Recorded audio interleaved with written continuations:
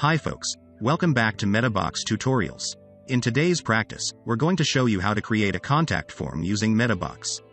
There are many kinds of contact forms, but they work the same. So I made an example with the most popular form like this. It usually is on the contact page.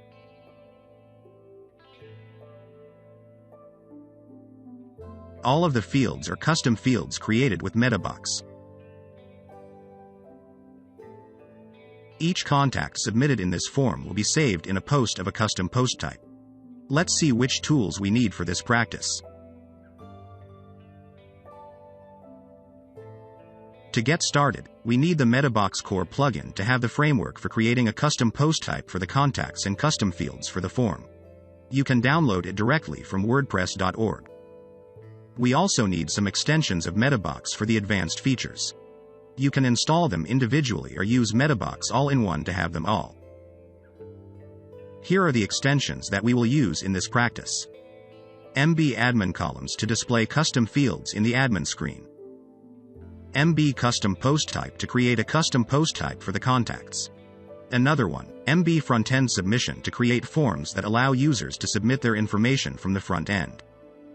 And MetaBox Builder to have a UI on the back end to create custom fields. Go to MetaBox and create a new post type to save the contacts.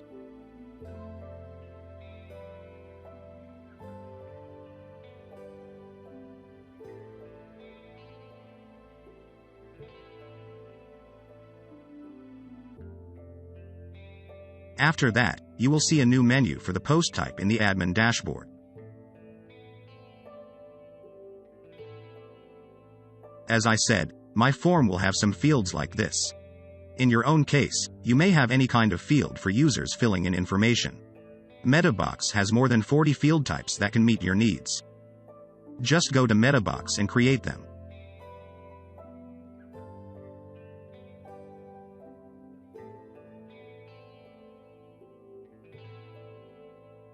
You should set some or all the fields as required, and show them as an admin column to have a clear overview of all the contact information in the admin dashboard like this.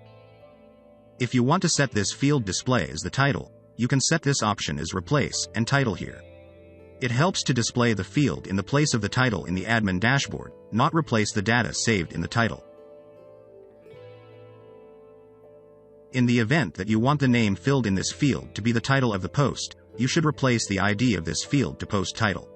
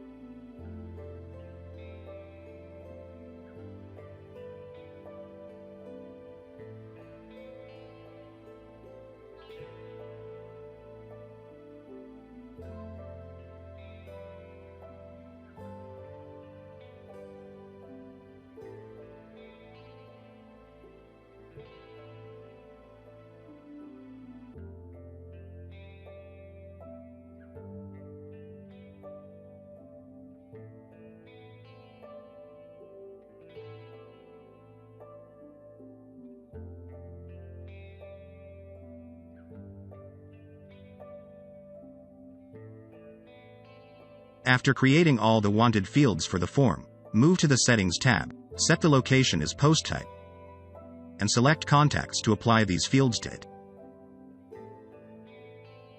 Now, when adding a new post on the Contacts post type, you'll see the fields. Just fill in the information.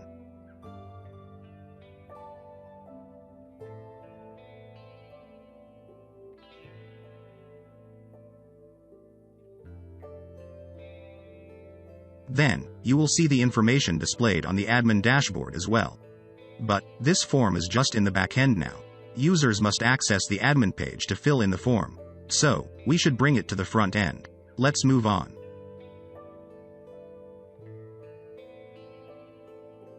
Create a page as usual. I will bring the custom fields into the content section of this page. So, look for a block named Submission Form. As default, just the title and content fields display. To have the fields on this page, move to the block setting and fill in the ID of the field group that we created for the form. All the fields will be displayed immediately. I recommend you to turn on this option to enable the Ajax submission. It helps to avoid refreshing the entire page during the submitting process. Next, choose the post type as contact to stipulate that the submission will be saved as a post in this post type.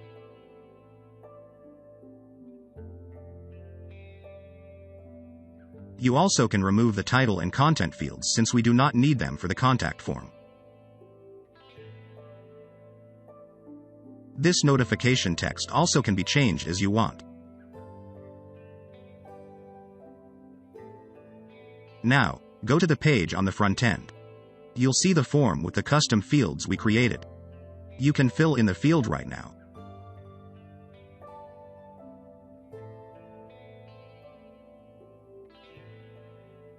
Let's check if the ones I fill into the form are saved or not. Here it is, so the form works well. Whenever someone submits the form, the website's admin should notice it. You can set it to automatically send them an email to notify it. We should add some lines of code for it. Go to the themes file. Add this code. We'll add this hook to run our custom code to send the email. In the email, I want to let the admin know the contact information, so I will get the data submitted to the fields using this function. These are the ID of the custom fields that we've just created for the form. These are to display those information into the email. This is to set the type of email, how it displays the sender name and how to reply. This is the receiver's address who will receive all the notifications about every submission. It should be the email of the admin or anyone who manages the contact information.